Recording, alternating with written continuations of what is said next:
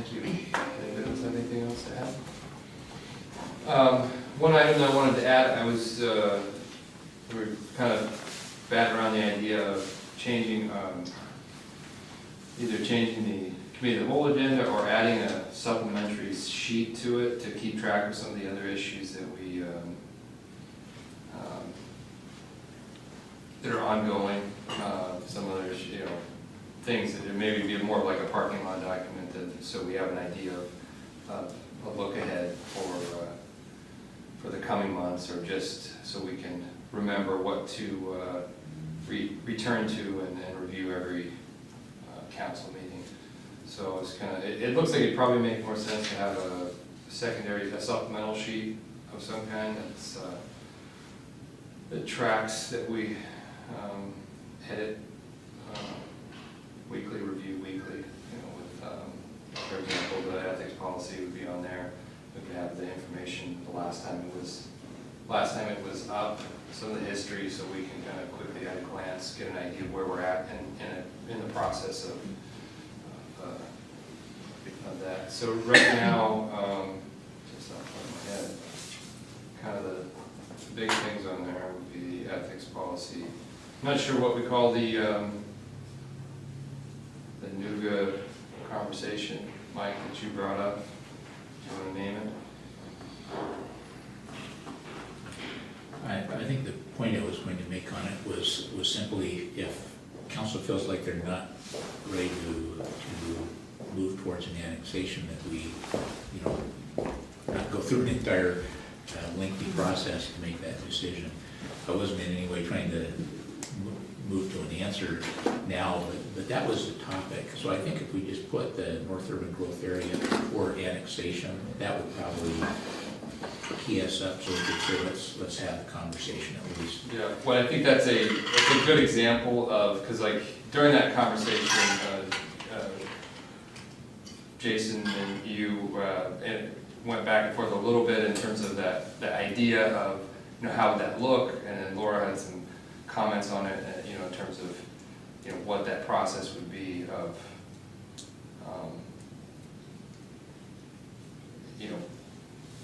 heading off that that long amount of effort going into next year. And so I mean, that would be a good example of something to keep on the radar of like where we're at, what's the next step, so we can get it on the docket and move it forward. Maybe have one more time in the cow, and then move it to the council. And then the ethics policy is just something we didn't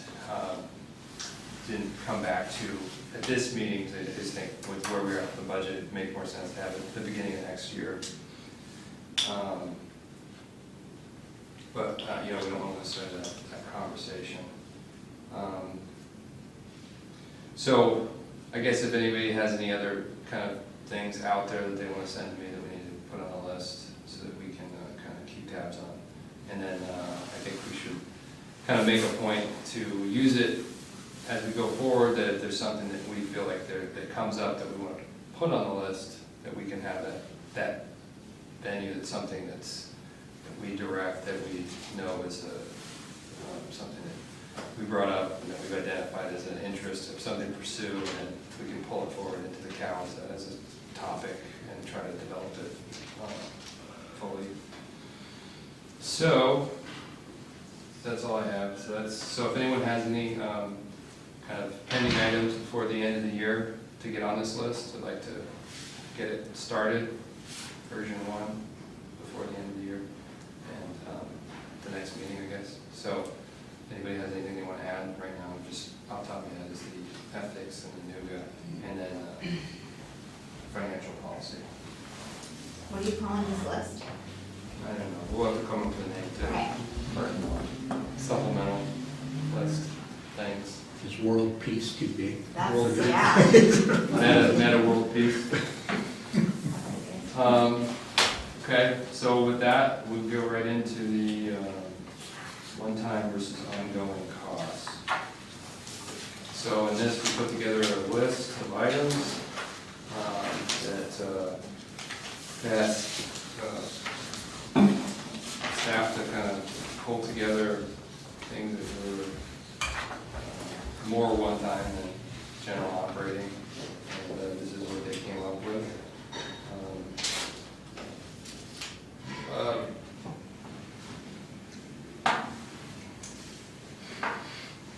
What was the total that we previously discussed, that the number that we discussed before coming out of any fund balance at the end of last meeting?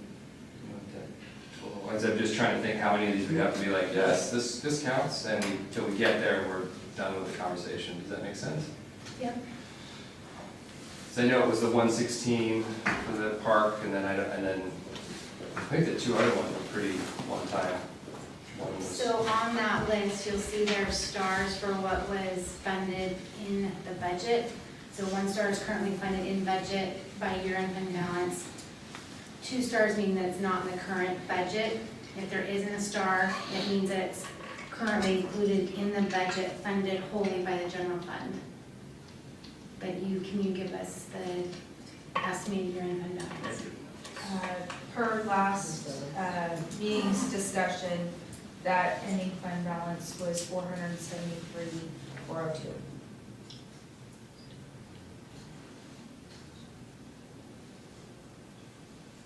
And that Can I ask a includes the- question really quick? Yeah. So is that the one that included other items that were presented in that meeting? Yes. So then go back to the first run probably of the budget and what that a year-end fund balance is. So this is the revised version that they had. I know, but those items were not approved by council yet. Well, I think that included the 257 fully contingency fund, right? That's what was written on the whiteboard. Oh, okay. Yes. 25, That's what was on the whiteboard. okay, so, It's a little different than what we presented at the other meeting, but So it's what is it, GOT facility plan? the general, Oh, government. government, general okay, facility government plan for facility, 50,000, gotcha. building deferred maintenance for 75,000, and fully funding the contingency at 257 months. Okay, so it really is mostly, I mean, so I guess the conversation, so the government facility plan, okay, government facility plan is 25.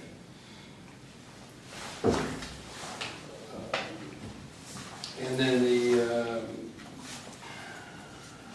deferred maintenance of 75. Do you have the list? that was a picture from the Just a whiteboard. board. So I guess,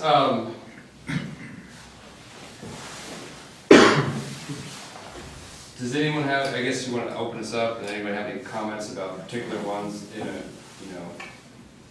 the top 2 or 3 that you think is going to be, that's you like as a one-time item? I don't know if we want to get so much into the semantics, the definition of a one-time expense. I think I would, unless you can think of another item that hasn't been identified on here, I think it'd just be more speedy process if we just looked at what we had here or added a specific. Anybody? Councilmember Vogt? I have a question, number 9. There's no asterisk next to that, so does that mean that, I thought we did already have 20,000 for human It services? does. It's in there. It's not funded though. It's in the general fund. So it is in the current budget, but it's already included in the budget. It's not being funded by your contingency or year-end fund balance. This is a list of multiple things that we worked on with Councilmember Iyer. And so, So yeah, I think really only 11 was the only thing that is kind of that wasn't in the budget. And then the rest of them, they're already in the budget, it's just a matter of identifying things. that we could consider, that you could consider as one time. Exactly. So they happen once, and then you don't find yourself at the next biennial budget cycle saying, this portion of operations it was funded through the ending fund balance. I mean, some people might consider it a housekeeping thing, but I think it's kind of an important point. I guess, I like things like plans, so some other deferred maintenance, the IT deferred maintenance, that, I mean, it's already in the budget, but this is, it'd be the thing that's identified being paid out of ending fund balance. So you figure, you've been through the last 5 years where you're accumulating an ending fund balance. You know, you're taking, shortcuts on maintenance here and there, kind of to make things work. You know, something like IT maintenance would be something that you've probably skimped on throughout that time, that's, so it's a good thing to catch up on. And I think right now, I think that would be a good example of something that if you are keeping up on your continuing maintenance from here until the next biennial budget, you shouldn't have that maintenance deficit. So, any thoughts on IT deferred maintenance as one of those items?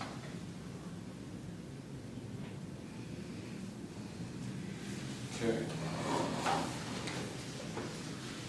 So, any thoughts in terms of? So we have to get to something that adds up to 4. Yeah, the idea is identifying enough of these so you get to that 116 that would push the operating Big Rock ball field out of the ending fund balance and put it back into the general fund. Yes, Councilmember Remington. One of the items I've been kind of watching, I haven't said anything on it, is the police vehicles. I think there was an intent to try to spread out the purchase over a couple of years, and I think one of the vehicles was even delayed beyond this 2-year budget cycle. I was uncomfortable with delaying if they need replacing now. I mean, that's the question. If you need to replace them, let's get them replaced. So, and I feel bad the chief's not here. He may come. I'd ask him to bring some information about the vehicles themselves. But I wrote down a couple things that, just my background, there are a few things that we have more important than public safety, and if you've got police vehicles that are first out response that are as old as ours. Some of the reasons I'd love, here's what I would suggest that we consider purchasing 4 new police vehicles and doing it in 2019. The two opposite sides there's a lot of efficiencies, and I'll talk about some of those briefly. On the other side, you can spread out the cost. One of the big factors, and what I'm still trying to understand fully, is if the vehicles are running absolutely fine, there's no reason to replace the vehicles now. Let's get as much life out of them as we can. That's just a practical common sense. But from my own experience, here's a few of the things that I really take into consideration. The purchase process itself takes time. You have to look at the state bid, and it takes quite a bit to put that together. And if you're just simply trying to spread it out over 2 years, you're actually better off in terms of staff time and efficiency to just get the order in and order it up at one time. So it saves staff time. One of the key factors is standardizing emergency response fleet to improve safety, and that's because vehicles handle differently. And so your braking ability, accelerating ability, all those things make a difference for police officers. You get to know your car. If you have a lot of different apparatus vehicles, you kind of have to know which one you're in. And police practice those things, so that maneuverability. So it certainly, in my mind, improves safety. There's a whole upfit process. When you get the vehicle, you're not done with it. You have to get the lighting package, all the radios have to go in, you have to get the shotguns in there. All that takes time. So you can imagine getting all the tools out and doing 1 or 2, and then getting all the tools out the next year. If you can line them all up and just get them all done, there's actually money savings in that. It simplifies training again, because officers have to be trained on their equipment, and if you have different types of vehicles over time, you have to train on each one, so you can really smooth out the training by having as many vehicles as possible at the same time. What I've found is that when you're doing maintenance on these vehicles, if you have a lot of different types, the vendor you use to help repair vehicles is really hesitant to stock a bunch of parts. But if they know that you're bringing in vehicles that are all the same, they start, stocking things like tires, radiator hoses, basic maintenance items, for oil changes and all that. What that does is certainly speeds up when we take a vehicle in, they've got the stuff there and can get them back in service quicker. The most important is just reliability. My understanding is these vehicles have over 90,000 miles. Kind of like in dog years, for emergency response vehicles, that really is pushing its reasonable life. And again, the part I'm trying to understand from the chief and mechanic are if these things are running absolutely fine and we're not having problems, then maybe we can get another year or two out of them. But my experience is that when you start getting up near 90, 100,000 miles, you absolutely run the risk that those parts will break during an emergency response when you're really pushing it. And the last thing we could afford is to have a police vehicle break down. One of the good news here is that the money for the purchases, while we're spreading it out, is in the account right now. So it's not like we're saving anything by actually spreading it out. So because I was just my background in emergency response and looking at this, I was really uncomfortable when I found out they had 90,000 miles on them. So I just asked us to consider that, since we're not really saving any money and the money's in there to do it now, and because there's a lot of efficiency for the reasons I had listed, I think it makes sense to me to just say, let's get the 4 new ones in 2019. That's all I have. Okay. Hopefully if the chief comes in, we can find out a little bit more on those. Yeah, I think like you said, in practice, all the money's there as the budget is now, whether you buy them all at once or buy them Can I weigh in really quick? 2 now. We are still looking at buying them 4 vehicles, 2 in 19 and 2 in 20, and we do that to break it up because we have to start funding a replacement value, and we also don't want to be buying 4 new vehicles. Like, we're trying to spread them out so we don't compound an issue where in 1 year we have to buy 6 or 8 vehicles, because we also have vehicles that are going to Public Works as well. So while I like where you're going, I think keeping it in 19 and 20 is good. I think the bigger question is, do you consider it a one-time deferred maintenance? Yeah. Oh, sorry. I think ideal for a budget, you have, a plan if you're gonna keep vehicles for 8 years or 10 years, or, the dump truck for 15 or 20 years. You start your replacement fund, and that's what I hear you saying. And if we feel like buying 4 in 1 year means we have to start then with the replacement fund and we don't have the money, that's a huge factor. I'm used to buying, spending $5 million on fire trucks, and well, we're 8 at a time because of the efficiencies you gain. And it's in the hundreds of thousands of dollars that you save.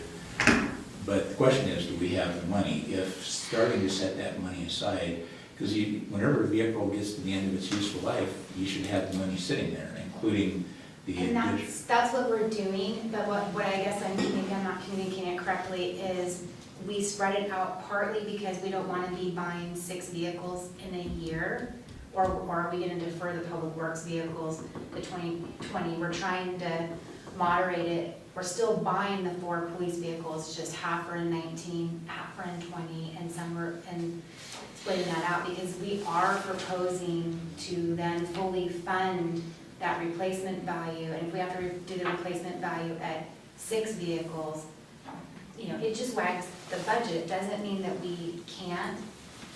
I still am under the premise of the question really is about it being a one-time cost versus when we should buy them. Yeah, I think, excuse me just for 1 second, I think for the thank you for bringing us back. I'm really want to go down that rabbit hole right now, but I think for this moment, to get through this first section, I'd like to focus on the one-time budget items versus ongoing expenses. And so that's an example, so right now, the deferred police vehicles are in the budget, general fund, so it could be something that we could, you know, represent coming out of the ending fund balance. I'm getting the sense that there's not a huge amount of opinion on this item.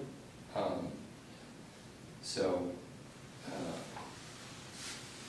does anybody have any comments about this? So, I mean, because I can tell you what I think, and then we can go with that. If everyone's cool with that, that's fine with me too, but if somebody else has anything to add, that'd be great. Because like I was saying, things like the deferred maintenance, the deferred IT maintenance, that makes sense to me. The building permit software, that's something that you're gonna buy once, you're not gonna be in line to buy it again in 2 years. The government facility plan is already there, theoretically that would get you started, it would be something you would have to invest in the coming biennial budget. The deferred building maintenance, similar to the deferred IT maintenance, it's something that's you've probably skirted in the last 5 years, which has contributed to your budget surplus, and it's a catch-up. So that really just leaves us with approximately $80,000 of one other item or 2 other items. So, Because the government facility plan was already in the ending fund balance. The building deferred maintenance was already in the ending fund balance. The building software would be 25,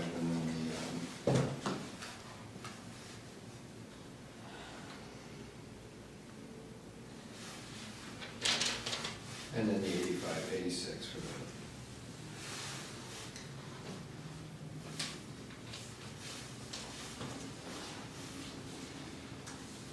And then I'd like the staff workload analysis, and that's another fine, it's, so we still need 90,000 if we count the 257, 154, the 50,000, and the 75,000. We still need 90,000 to get to the 473, about 91,000. after the IT one is included? If you add the IT one, we're basically there. I think we could call it close enough. Okay, and then you could, the difference, you could add the 86, the staff workload analysis. you're off by 4,692 once you add.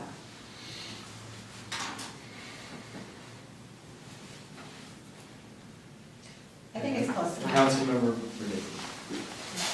Call me Diane, I don't care. Deferred vehicle police, so we would then, because that's already, we have a budget area that we're constantly putting money into from the general fund, right? It's, The replacement we're fund. calling it something different here, something. No, so this would be, I think this would be,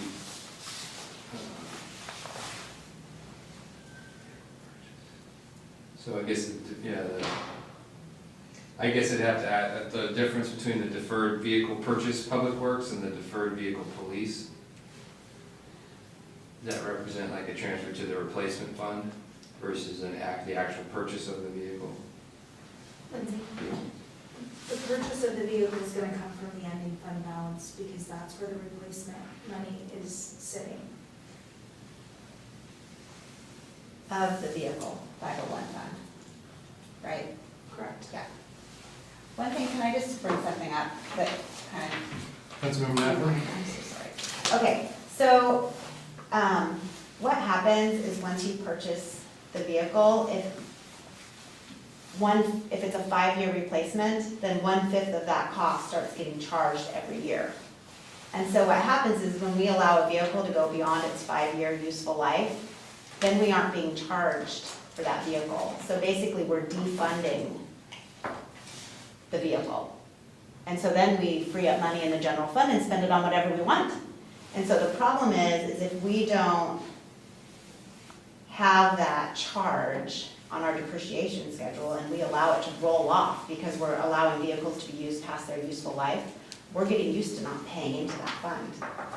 And then once we replace the vehicle, that vehicle gets put back in the depreciation schedule for 5 years. And so right now, we're in a little bit of a lull where some of the vehicles have just rolled off the depreciation schedule. So this has freed up money in the general fund this year, which is a little bit unfortunate because it makes us have this false sense that we have more money than we do.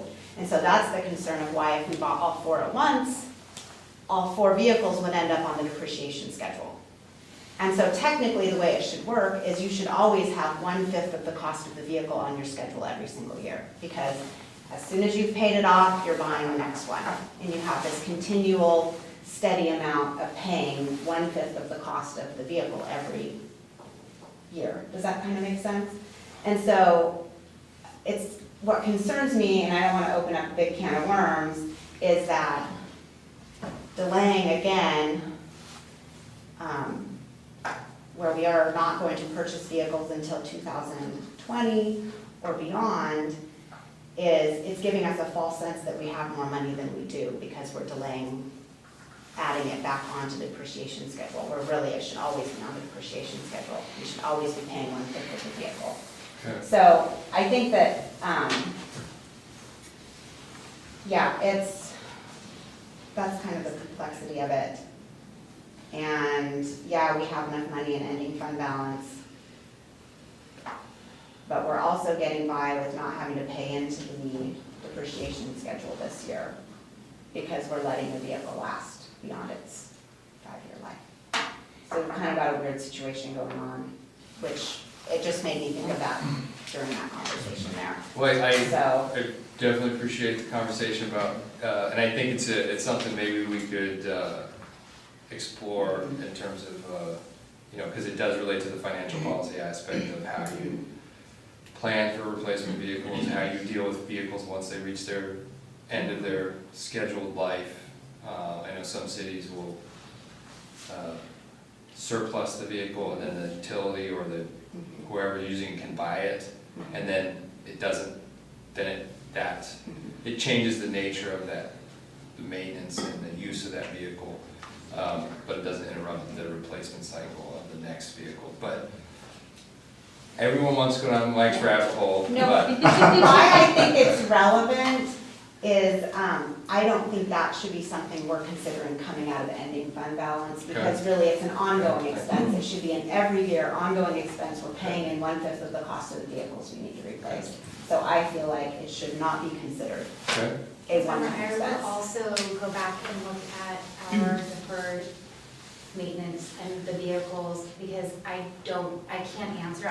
I'm almost sure that 2 of the vehicles are up for police, but 2 are not, and that's why we proposed 2 in 19 and 2 in 20, but I don't know off the top of my head. But what we'll do is we'll get you the information and we'll email it out, so I need that on a list of information to get back for council.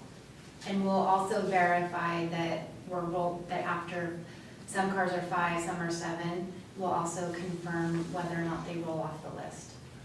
Okay, and I'm gonna go ahead and go down this whole segment and talk about this, so, good job, Mike. So, I brought up in the beginning of the budget process, I brought up the police cars as a possible, like, do we need 4 right now? And then bringing up the idea of the possible budget ramifications of the 2023 budget, and that budget cycle would be hit with, you'd have to get 5 new cars at that time. And it sounds like we looked at that in terms of, it sounds like they've dived deeper into that concept of the stagger of the vehicle replacement. But all that being said, I guess I would defer to the research that staff does. If they find it's that they need them now, or if there's 2 on replacement now and 2 on replacement next year, I would defer to them on that one. And so if it changes, I'm fine with that. I mean, because it doesn't structurally change the budget for the next 2 years. I just have to think that 2023, when they're up again, but they would still be in the same it'd still be in the same budget cycle, the biennial budget, 23, 24. So in terms of the budget implications, it probably wouldn't be a huge difference because you're buying them in the same budget cycle. So that's my 2 cents. But going back to the ending fund balance, Councilmember Naplin did have the strongest opinion on so far as to what is a one-time and what is not. Does anyone else have any?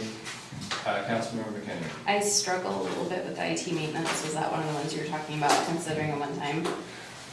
IT. Only because I understand, I totally get the why, of course. It's just talking about one-time versus recurring. And for me, I mean, I don't know others' experience with computers, but I mean, you do replace them on somewhat of a frequent. If it's not, it's Windows 10 now, it's gonna be something else in 5-10 years. So anyways, I mean, I would be okay with it, but I kind of see that as a recurring expense, depending on how long of a time frame you're talking about. And I know we let technology lag a bit, especially in government, so I'd be okay with it, but I'm like, to me, that's a recurring thing, but. I would agree with Councilmember McHenry. Okay. Sorry. My only thought with any of these options is, it's a question of what could you say no to in 2 years? If there's not a funding source for it, or if it's not being carried over from one budget to another, if it's not something that's been a known cost that came from your general fund to the next year. And that's kind of where my starting point is what could we say, what could you comfortably say, no, we don't have money to do that in 2 years? And that's kind of a starting point for me that puts it in perspective, and I know that everything starts to look ongoing if you're planning right, but. Yeah. What about the building permit software? Because it sounds like that is Yeah. something that's really Mhm. more one-time. One-time. We might have some maintenance on that comes annually, but the big purchase would be a one-time expense. So maybe switch out that for the IT. I have one question on that, so I'll let everybody else talk. In terms of building permit software, is it really focused on permit tracking? Yeah, it's focused, that's a really good question, it's focused on building permit tracking. Activog, we're working with on the asset management, they're going to begin a process to do building permit software that also link into that as well, but it's specifically for building permit, for inspections, for auto numbering, taking in money. And what would be like the capital life cycle of that software?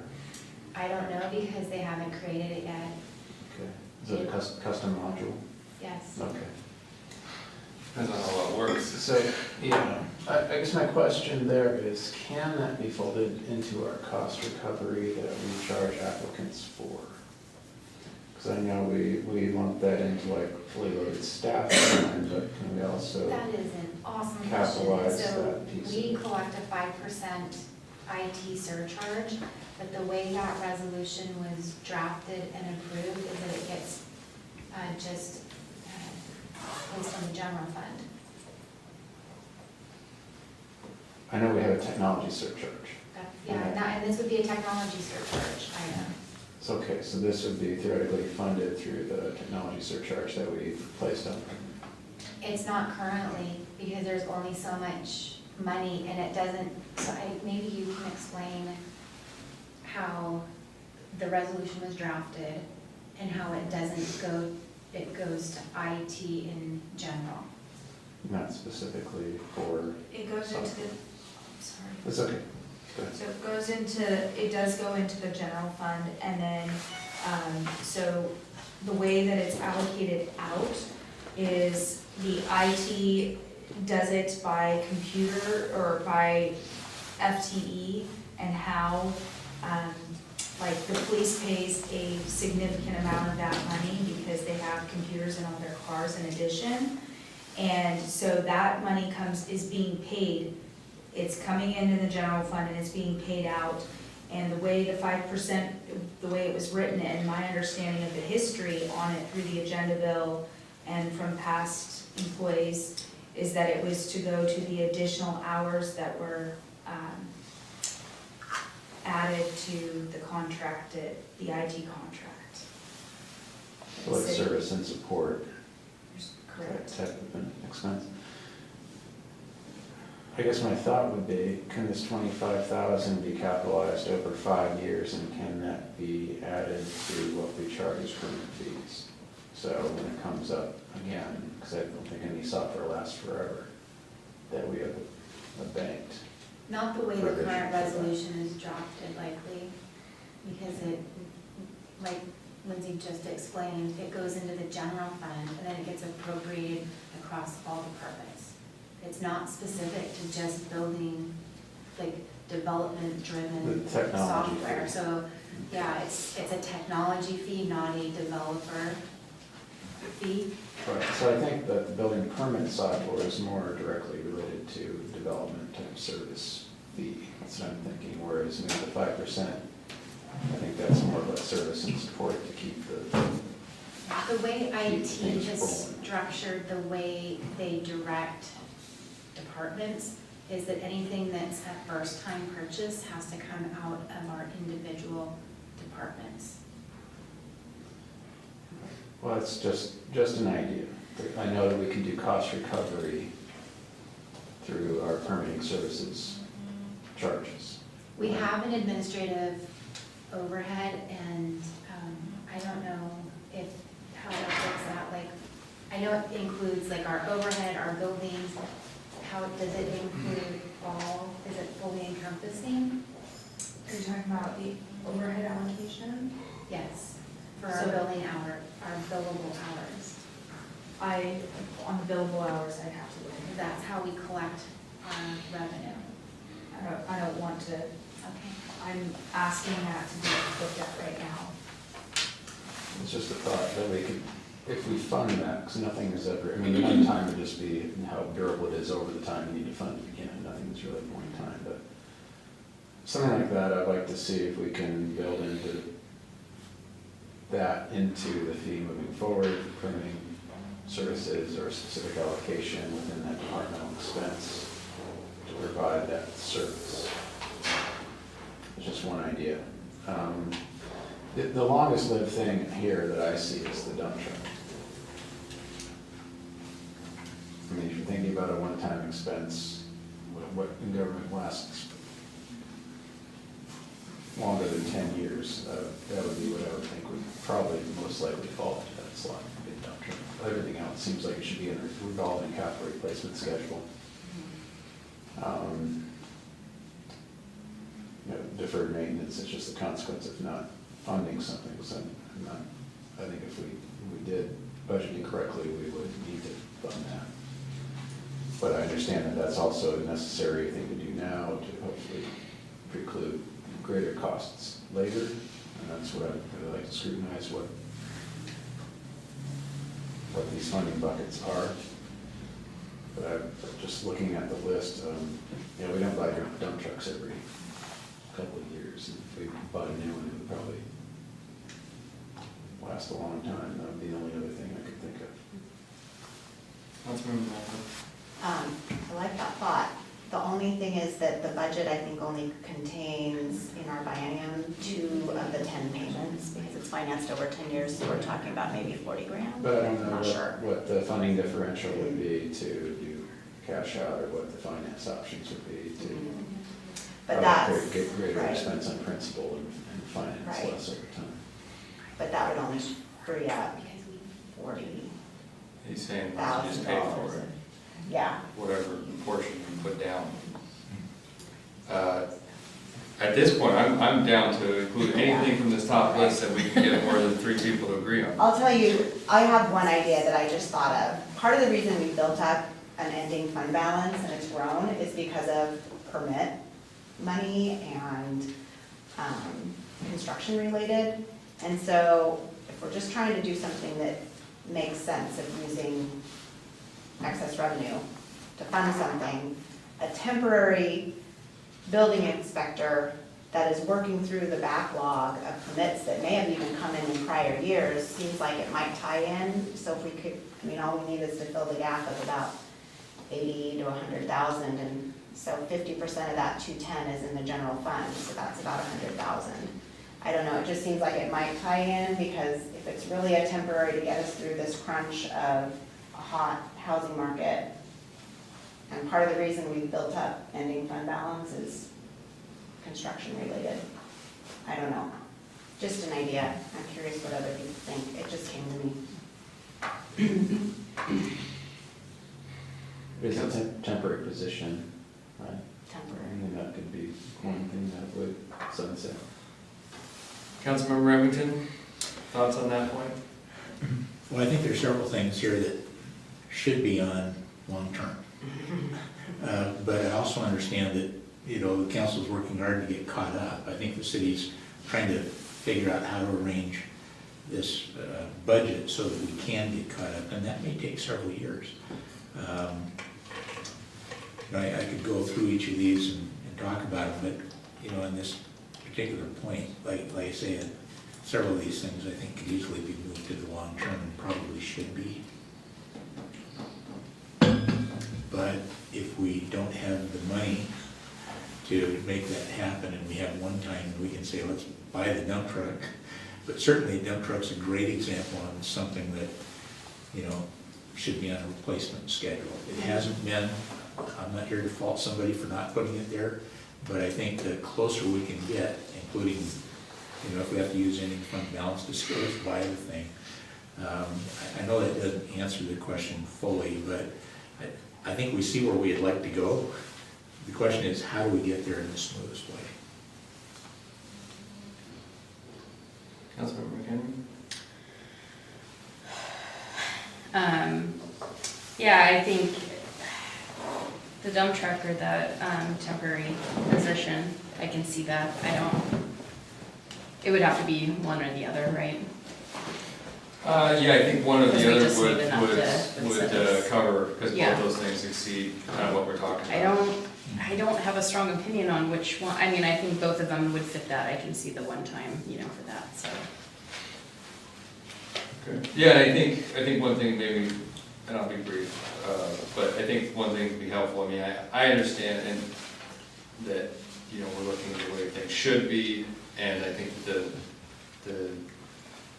gap between the way things should be and the way things are, you know, is kind of where we're at, and I think, you know, from this point forward, you know, you can have an expectation, but you have things that are a deficit up till now, and so I think that that's something to take into consideration, the appropriateness of using end fund balance. And so with that, Councilmember Green, do you have any other 2 cents to add to this? Nope. No? Councilmember Hodey? Okay, well, then I think we should, the dump truck. Sure, I'm okay with that, up to the amount that we need to put the rest of these things back in the general fund. And the dump truck is a big enough expense, so if everyone's okay with that, I think that sounds good to me. I don't know, maybe Lindsay could say something, but I think that the dump truck is coming out of the vehicle fund, and only $40,000 is in the budget for Yeah, I the guess 2 that'd be years. wrong. And so I don't think it's really freeing up any general Yeah, it fund. would- So we really need to find general fund expenses. And that's Yeah. really a vehicle fund, Yeah, because it's only And- representing that 40,000 Right. in the budget as it is now. and it's not general fund. So I don't know, I'm not trying to, that's the only reason No. I actually really like the idea, and I would Yeah, have yeah, yeah. said yes, but I don't think it's technically general fund, and it only represents about $40,000, the way it currently is in the budget as a lease. Okay. So, I'm sorry. No, I that's, I think- that makes sense, that'll Is that- save them a lot of work, because then they would have been like, that's not gonna work, because then you have the remaining balance that's not accounted for. Yeah. Once we actually do purchase that dump truck though, it will go on a replacement schedule of 20 years, and that will partially affect the general fund, because they will have to pay in. Still only gets you like half of Just, it yeah. for the first 2 years, probably. The first year that we purchase it, it will not be, but the next year it will be. Okay. Then, I mean, would it be too much of a financial gymnastics to do the portion of the dump truck that's being paid out of general fund, and then for the first 2 years, and then the remaining of the difference of balance for the temporary building? inspector.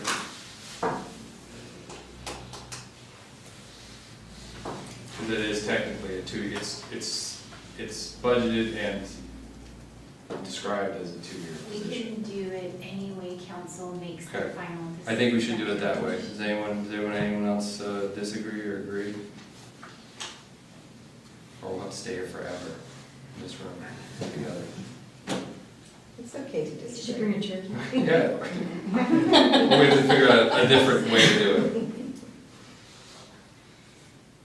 Councilmember Rhodes? So if we finance the dump truck, then in the second year, we have to start paying into a fund, so we're financing it, making payments, plus paying into replenishing it. So that's pretty expensive at that point, right? That's That's the why- conversation I was just having, is that we also have to pay for the interest. So, Yes. but it's less than buying it outright, and it does have a 20-year life cycle, so, and we're only financing it for 10 years, so there's,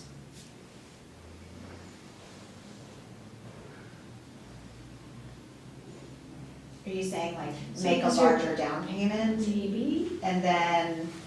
Or we're talking about totally different Yeah.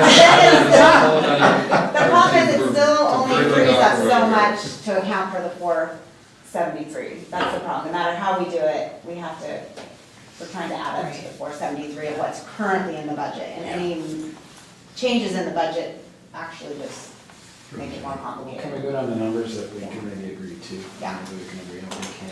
I mean, are we are okay with government facilities plan, 50,000, since that's start. I am okay with that. Was anyone else? I don't wanna, tell me if this is going Okay. down a rabbit hole, but I potentially wanted to have a budget note if everyone agreed that we would, before we make the decision on going with the consultant. I don't know what the difference would be, but I know, Ms. Thomas had said at a prior meeting that this is something we could potentially do in-house, so I was just curious about the money there. I'm fine with it staying there, but if we could have a budget note or something to have a further discussion about The it. majority of it, not all of it. Yeah. Right. Okay. No, I know, so I was like clarifying if we did it in-house, what would the, but we don't have to necessarily find that out now. I just wanted to possibly have a budget note there, but if that, now is not the right time. just- Well, our next topic is budget notes and restrictions, so. Okay. Alright. I'm transitioning. I think the topic needs a lot more discussion, but just trying to get to the bucket of 473, 402.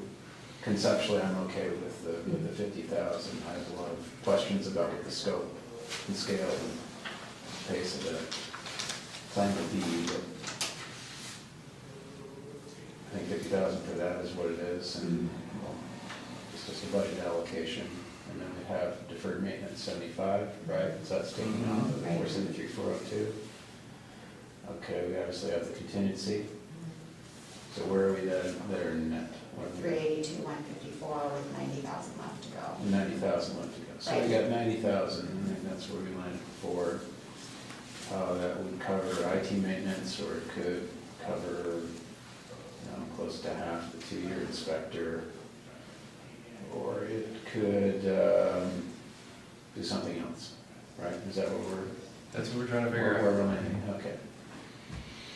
So I'm thinking then, if you don't want to reopen up the whole finance consideration of the dump truck, because my thought was similar to Councilor Hope's, that we'd look at what we could fund more initially and try to save the city some money down the road. But I would think also that the 2-year building inspector position or piece of that would be also a temporary position. And that could, I think, fall in line with what happens in the next 2 years. Part of it. Okay. Sounds like we're honing in on the 2-year building inspector position. You don't have to agree, let me know if you disagree with that strongly. Seems like a toss-up between that and IT. Whatever you think about IT, if you think that's more one time. I think that the good thing about the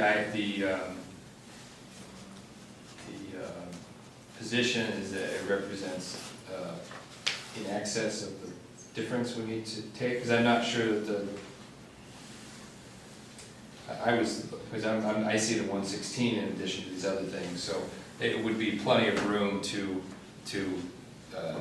bridge any little minor gaps that were in our conversation right now in terms of dollars.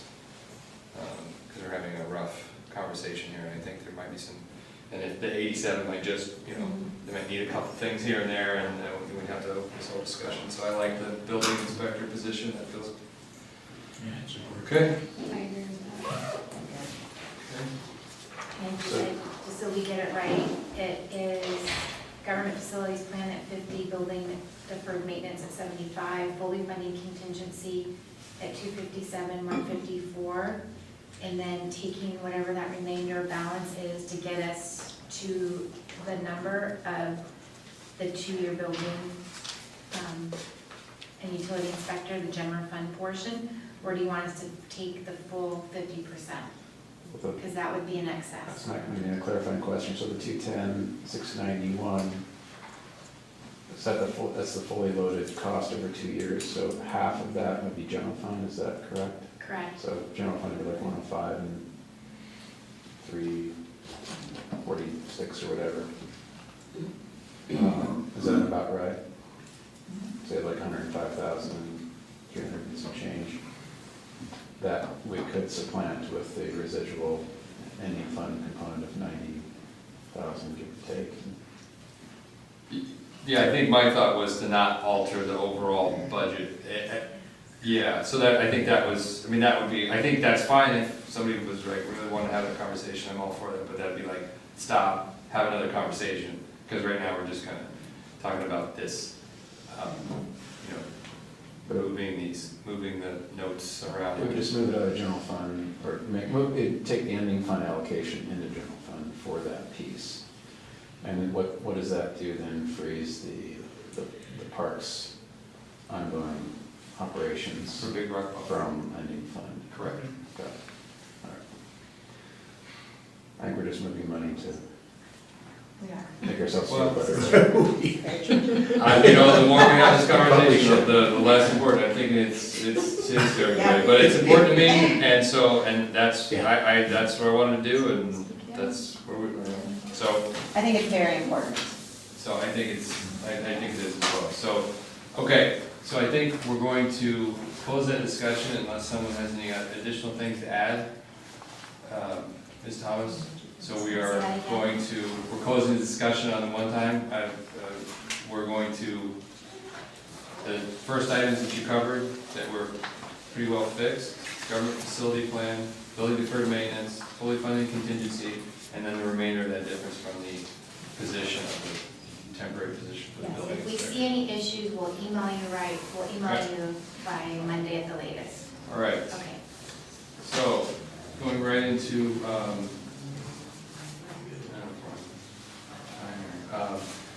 budget notes.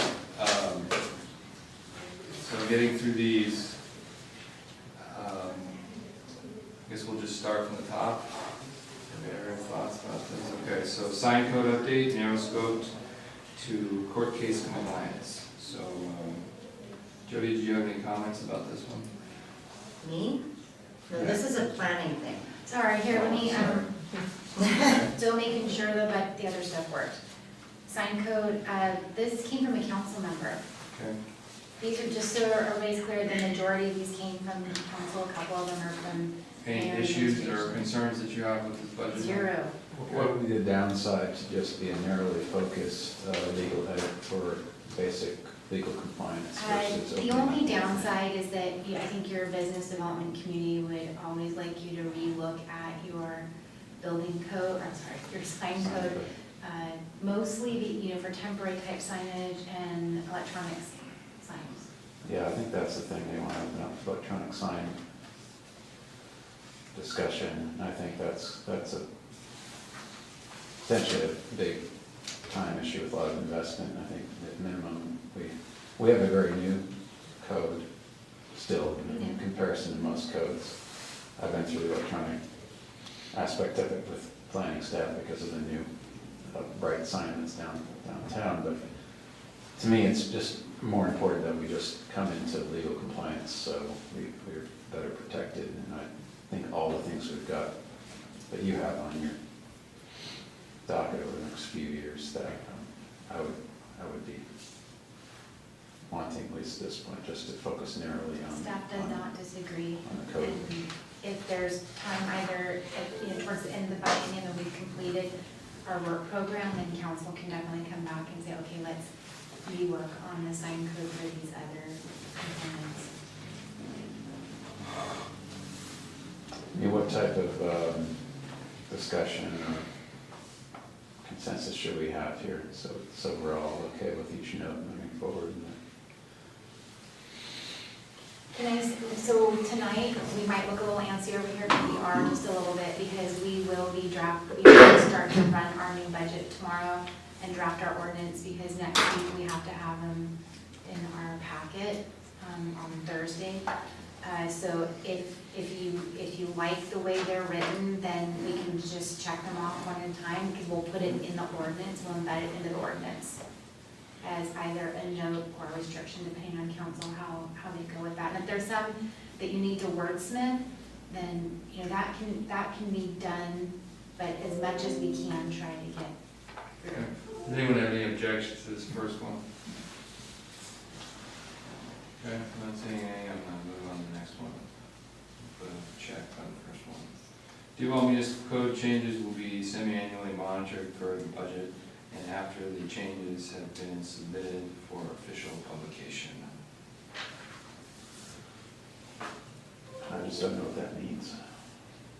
So maybe whoever proposes that might need to explain what it meant to them. So what it means is that when we change all of our code and when it gets submitted to be published or changed, whether we're taking stuff out or putting it in, we drastically change that budget. And so that's what it means, to closely monitor that budget. This is, I think, and this is also referring to the large code publication costs, I think that was Yes. getting at, and the potential for those to increase. So how much we can take on in terms of code revisions really governed by how much we can afford to publish and. Well, it was, This really came from council, this wasn't. That's what I was asking for Yes. someone to explain. Well, that's where it started, I think, was our conversation about the cost of per page The publishing. to yes. publish code. And so I think it's the consideration that if you're changing code, that there's gonna be a lot of code updates that it's gonna need to. And council reduced that portion of the budget, so now, I think at a minimum, we have to have some sort of note that checks it quarterly, so that we can see where we're at through the What we're biennium. spending in terms of that fund allocation. But We why, only do it twice a year, that's why I put And twice a year, yeah. the semi-annual after you send it in, and then we know what that cost actually materializes to be, so that we are, So we are just keeping track of how much we're spending on official. But we choose to do it twice a year versus other times, correct? Yeah, that was set up before I was onboarded, but I think we can update our code as often as we want, but I would have to go back and look at my last invoice to see if there's an administration fee in addition to the per page fee, because I'd rather keep costs down, obviously, so I I can. would actually like us to look at, not that it's important right this second, I don't want to interrupt it, but I would like us to look at that, because only having it twice a year is hard, because then our code is outdated. Mhm.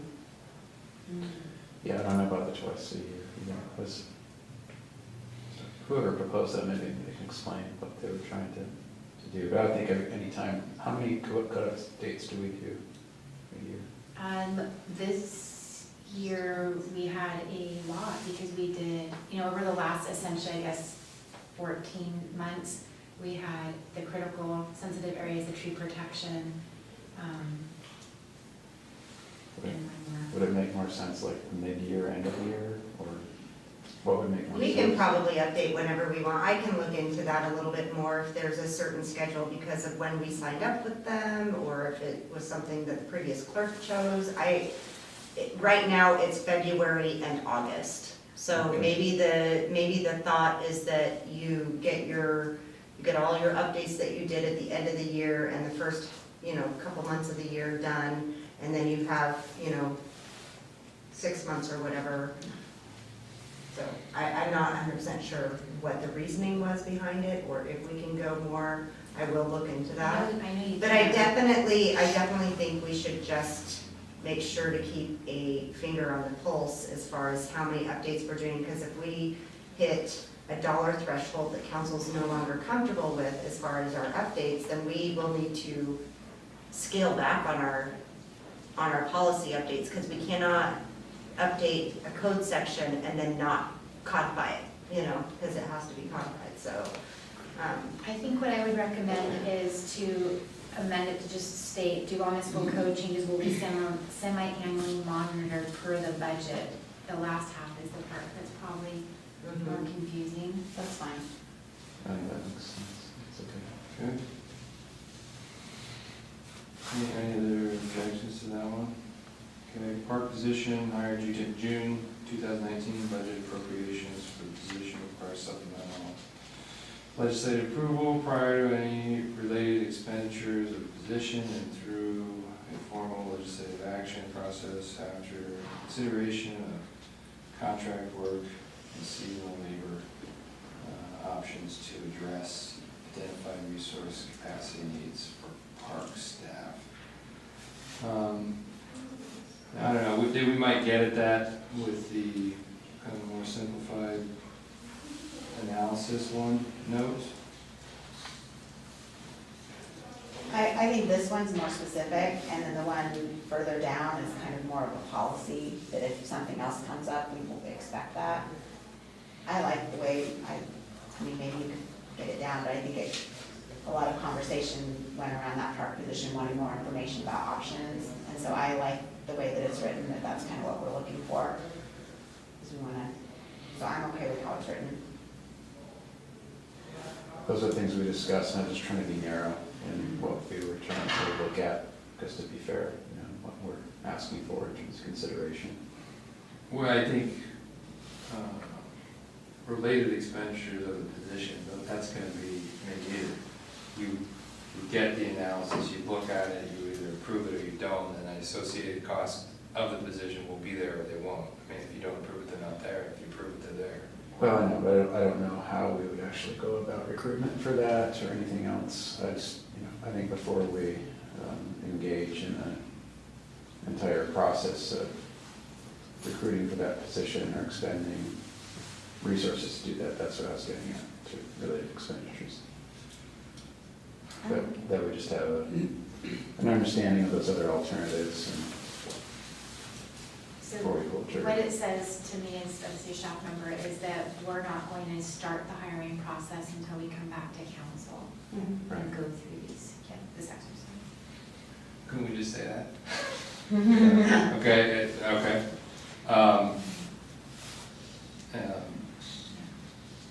Then I don't have an issue with that, if that's how we're gonna take it. Okay. Street revenue enhancements and considerations. Clear and grade fee, acreage charge versus tonnage charge. Waste management tonnage fee for waste management vehicles.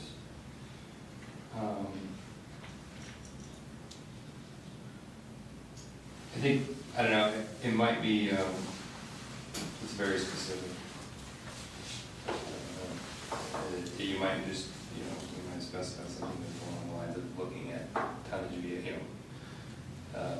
heavy vehicles. But that does get to the point of keeping it on that's something that we just talked about and we want to put on the peace and love document.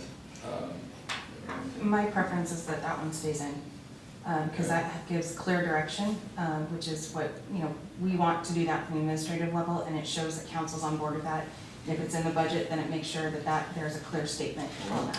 If there's not any objections, I'm fine with that as well. Yeah, I guess I'd like to look into the tonnage charge. Other cities have cubic yard fee. We have actually started, we're actually a little bit ahead of it. We're going to be bringing it forward in the first quarter.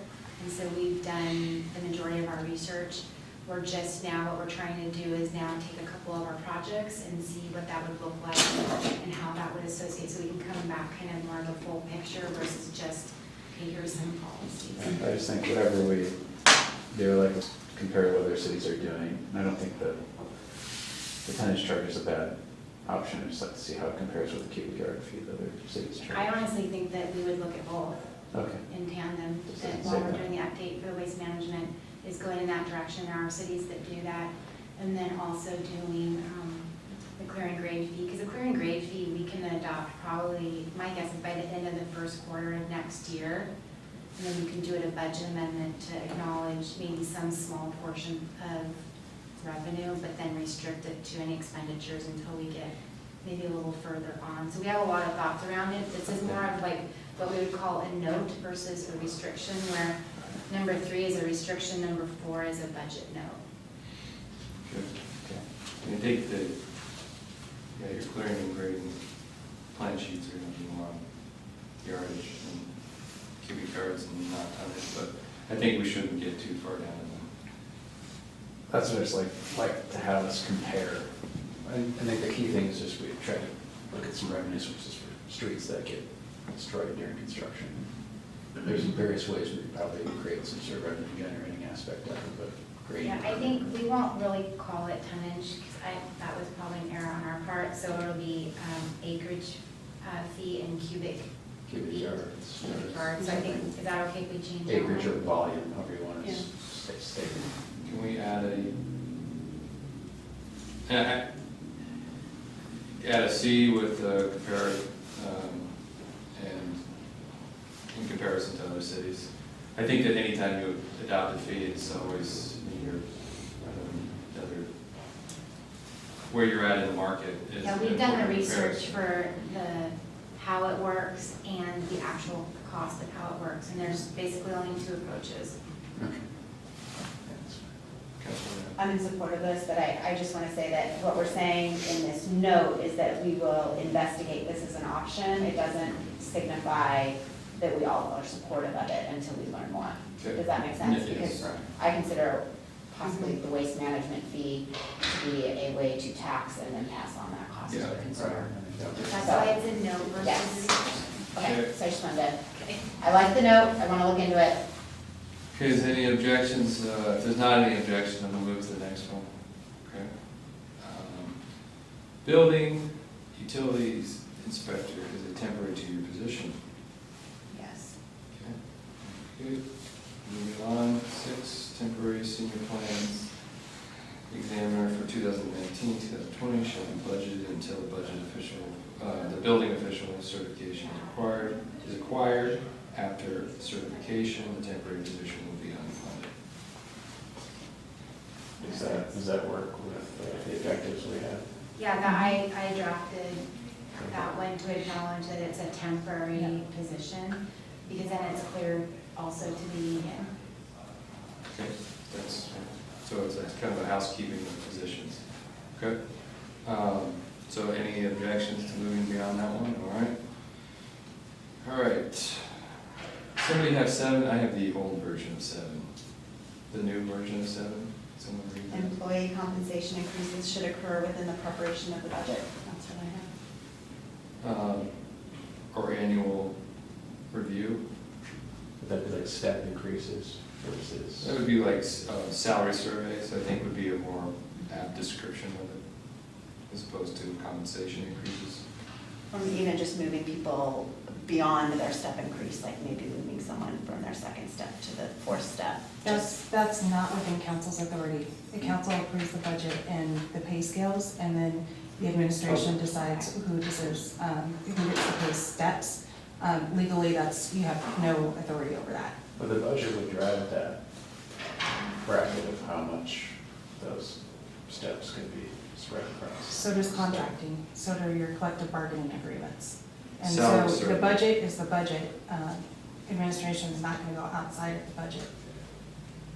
So if we set a salary scale that says people move 1 step a year, administration can decide to move people 3 steps a year at their own.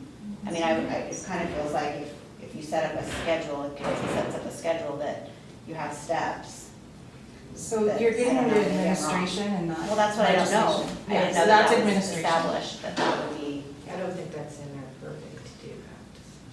I don't think we do that. I'm not saying we would move people's steps. I'm saying we set up a schedule that says each year you move one step. And Why don't- you're I saying. think we should that- table the idea, because I don't think we're gonna be able to get agreement Yeah, I on it don't right know. now, so, and I, I don't understand. so I think the point of this budget note is salary surveys. Okay. And that's my intent with this. So when you compare, adjust, that should occur with either preparation of a budget or the annual review. So in context of the holistic budget. Councilmember, And I'm not in agreement with that budget, no. okay. Well, it seems to me it goes to the big picture of You're just not as well? formulating Yeah, I a don't- budget It's amount, not our- and they can't be What's- surpassed. The salary surveys have to be approved by council. The changes in the, there's a chance that what Councilmember Knapp's saying, but my understanding would be more in line with what the mayor's referencing, that the pay scale would be the discretion of the mayor. But if you change the pay scale, They whole, always completely, do that is the discretion, that would be the discretion of the council, and it would subsequently have budget impacts. And my point with this is that to understand those budget impacts, you need to be talking about the holistic budget and how it fits in with the rest of the budget. And that's, I think, a good time to do that is whether either at budget or at the annual review. So change the scale for a position. So that means the bandwidth of the position for whether it's one or everybody within the city? Correct.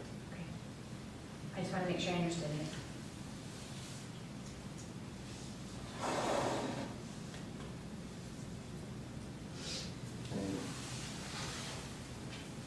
Councilmember McHenry? I'm just trying to think of an instance, because I don't have a lot of experience with this. Is there an instance where that would, not be in the best interest of the city, or if they had to wait until a budget time? That's what you're saying, right? If that was gonna be. So an example that would be used for most recently, like the Public Works Director, Mhm.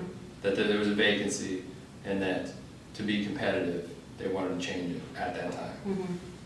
So that would be the against argument. My argument is that you can't know whether you can afford it unless you're talking about the whole budget, but that's, point to be argued. I just want to make mention, this is in relation to this, but at the beginning of the year, we'll be launching a completely new way in how things get to council internally, which will include a required fiscal impact on every single thing that has a budget impact. So that takes care of part of that issue for you guys. But you also need to think about, if we have the staff workload analysis and salary surveys come in, that could make it very difficult to make appropriate changes for council if you put a budget note that's that restrictive in. Because council does have to vote on all of those things anyways. So just be aware that that could be an unintended consequence. But Councilmember Mendel? I think what probably prompted this is not understanding when changes to salary schedules are made mid-year out of context of the budget. And so you don't understand the two-year impact or the ongoing impact of making that kind of a change. And so maybe another way is just if there is any salary changes, salary schedule changes, that we have a better analysis of what it is going to do to the budget, like what Mayor Oberlander is saying. And so if there's another way to get at what we're saying, which it sounds like maybe there is another option, I just think it's very difficult when I look back at some of the salary changes, like when we did some of the salary modifications in 2017 with the maintenance workers and some of those other ones. We're seeing the impact in this budget, and it's challenging. Right. And at the time those were made, I don't think council understood what those changes would do and how that would make things difficult. Correct. And so that is what we're getting. So if you have a better way, I'm open, I don't, Sure. I Why don't prefer- you guys put together Yeah. one that you like better, and then send it back to us. Just for those situations that are like what, And, you were talking about. But in general, like, that's why we do collective bargaining right around budgeting time, so you can really understand the impact. And so making massive changes to salary structure outside of budget is a bad idea. So, Well, you and know. sometimes you just don't have a choice. And so, this is, part of the changing the way we do business. Public Works Director position came at council differently than other positions have in the past. And we will be continuing to refine in that process to make sure that it is more analytical than we have been in the past, and more representative of our region and similar cities, and looking at our competitive streak as well. So we are definitely changing how we do those things. And if council wants, some sort of budget, that's fine. I just wanted you to also be aware that we're changing internal processes that will dramatically change what you see when you get stuff from us. Well, I feel pretty strongly about this one, but. I'm okay leaving it as it is, too.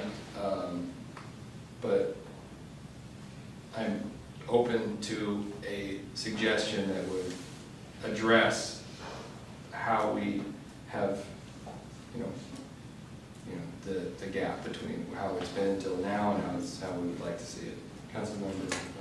So when you're talking about employee compensation, and that's out of our jurisdiction really at the beginning of how we're gonna manage all that. I mean, that has to go back to the mayor's office. And we're talking about unions and that sort of thing. I would like it reworded because the way it's stated now makes me very uncomfortable. I don't think that's our job. So I think that if we can go back to the staff and they can give us a better wording how to apply that principle, I'd be more comfortable with that. I guess, I agree. I'm saying that I would be fine with them trying to reword it, but I think that if it's not council's business, we wouldn't vote on salary, not step increases, but we wouldn't vote on But we salary can control surveys. that.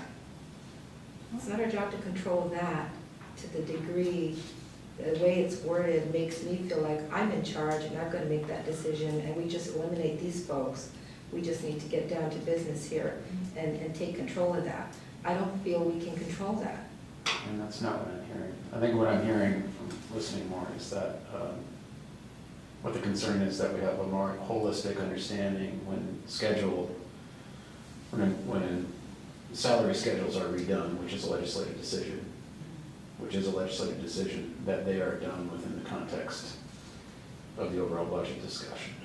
So if we do a salary survey and we have a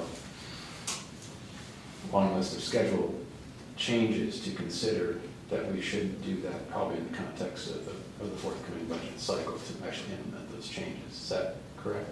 That's what I hear. That to me is a legislative piece. It's not